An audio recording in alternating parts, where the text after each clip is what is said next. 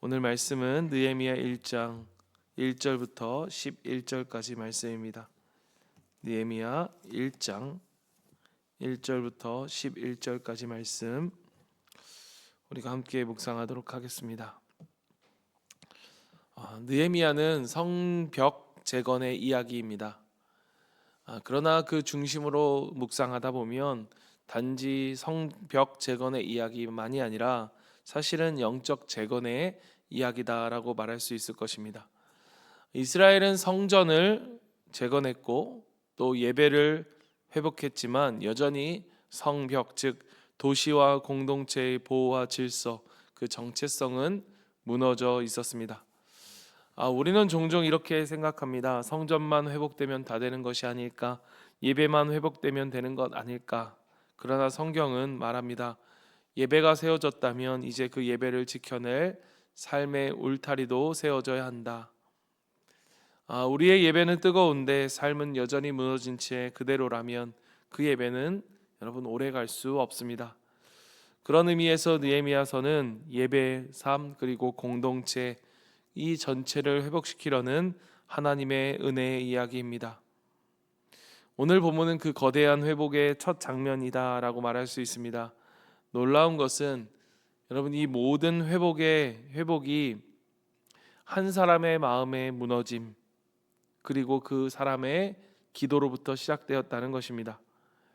느헤미야의 마음이 깨어지고 그리고 그가 무릎 꿇자 하나님은 온 도시를 다시 세우십니다. 오늘 새벽 하나님은 우리에게 물으십니다. 내가 무너진 현실 앞에서 어디 있느냐?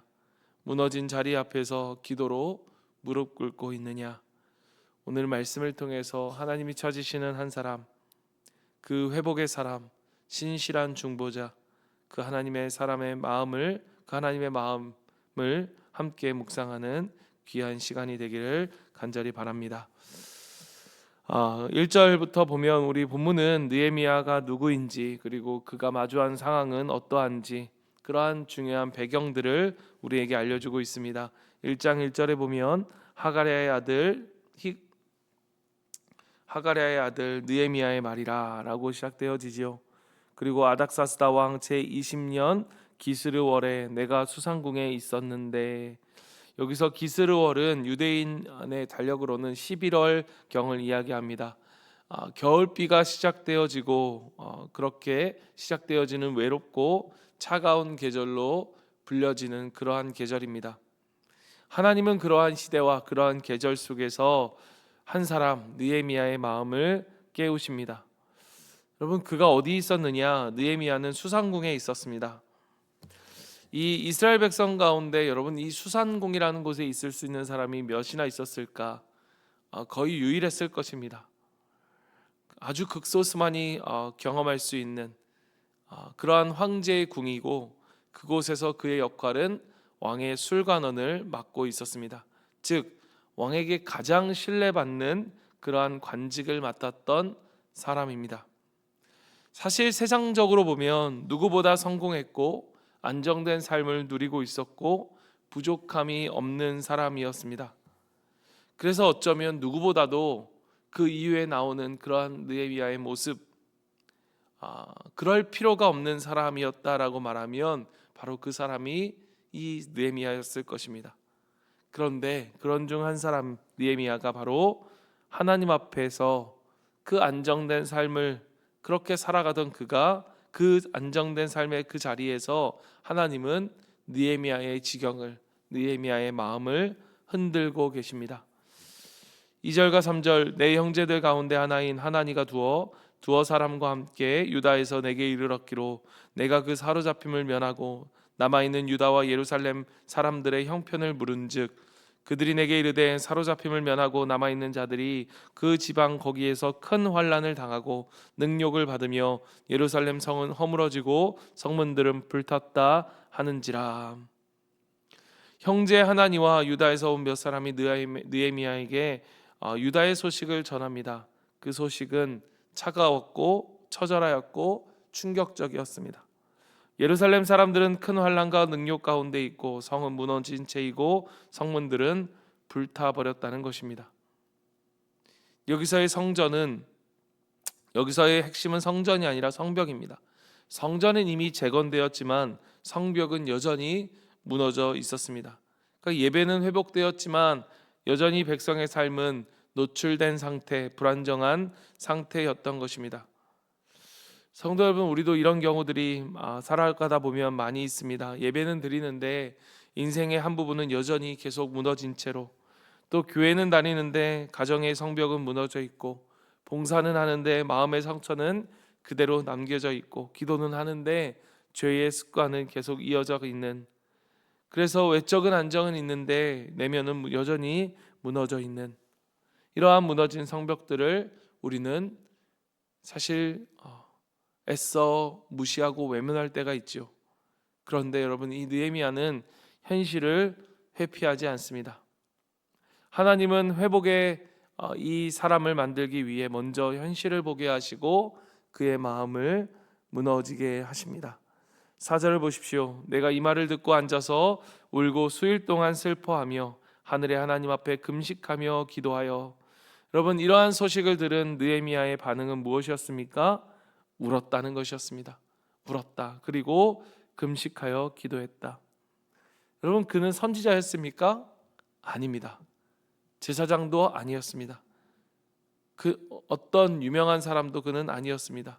그는 사실 이 예루살렘, 예루살렘과는 전혀 멀리 떨어져 있는 곳에서 그가 70년 전 그는 그곳에 없었고, 그는 지금 있는 이곳에서 그는 태어났습니다.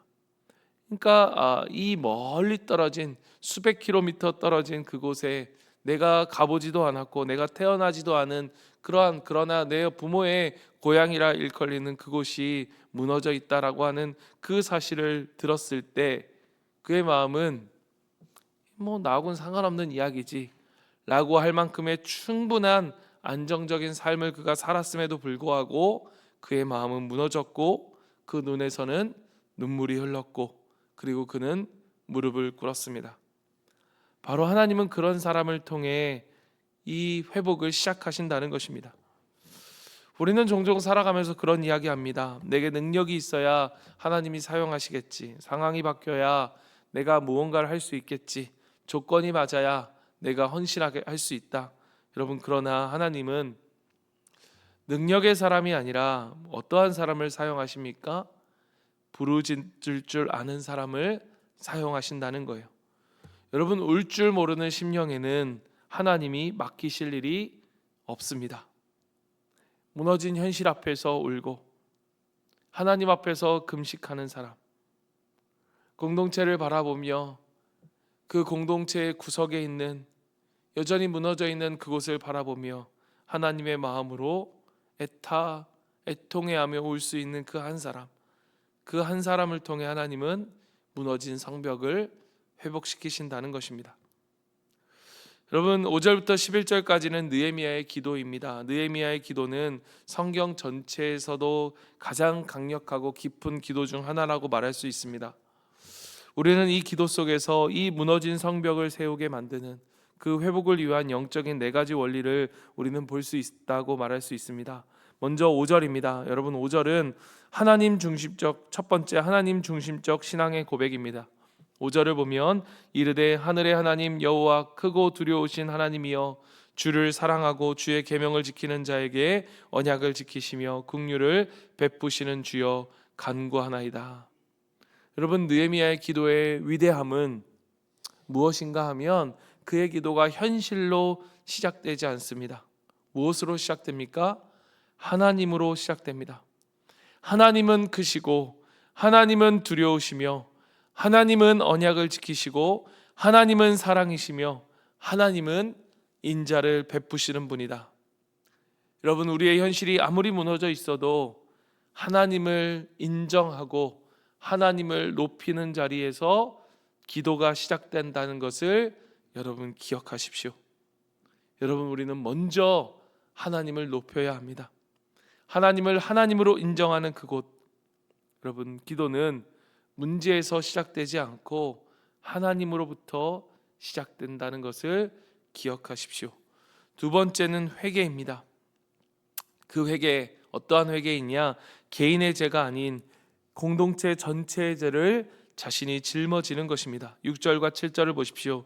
이제 종이 주의 종들인 이스라엘 자손을 위하여 주야로 기도하오며 우리 이스라엘 자손이 주께 범죄한 죄들을 자복하오니 주는 귀를 기울이시며 눈을 여시사 종의 기도를 들으시옵소서. 나와 내 아버지의 집이 범죄하여 주를 향하여 크게 악을 행하여 주께서 주의 종 모세에게 명령하신 계명과 율례와 규례를 지키지 아니하였나이다. 여러분, 느헤미야의 기도가 놀라운 것은 여러분, 하나님, 그들이 잘못했습니다. 그들이 죄를 저질렀습니다. 그들이 이렇게 하였습니다 라고 하는 기도가 아니라, 하나님, 나와 내 아버지의 집이, 즉 우리가 잘못했습니다. 그러니까 그들의 죄가 아니라 누구의 죄? 나의 죄, 우리의 죄임을 그가 고백하고 있다는 것입니다. 여러분, 정말로 기도하는 사람은, 정말로 하나님의 마음으로 중보하는 사람은 누군가의 죄를 향하여서 그들의 죄, 너의 죄가 아니라 그 죄를 나의 죄로, 우리의 죄로, 그 가슴 속에 그 죄를 품고 울 줄 아는 사람, 그가 바로 진정한 중보자입니다. 세 번째는 말씀을 붙잡는 것입니다. 하나님이 하신 약속을 붙드는 것이죠. 그것이 바로 8절과 9절인데요.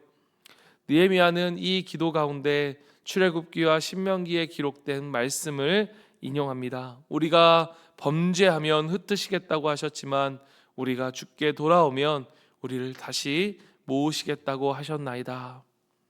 하나님이 그들에게 하신 말씀을 상기시키는 것은 하나님을 신뢰하는 가장 강력한 표현입니다. 하나님, 나는 말씀을 믿습니다. 하나님, 주님의 약속을 믿습니다라고 하는 가장 강력한 신뢰의 표현인 거예요. 여러분, 기도는 감정이 아닙니다. 기도는요, 말씀을 붙드는 것입니다. 하나님의 약속을 붙드는 거예요.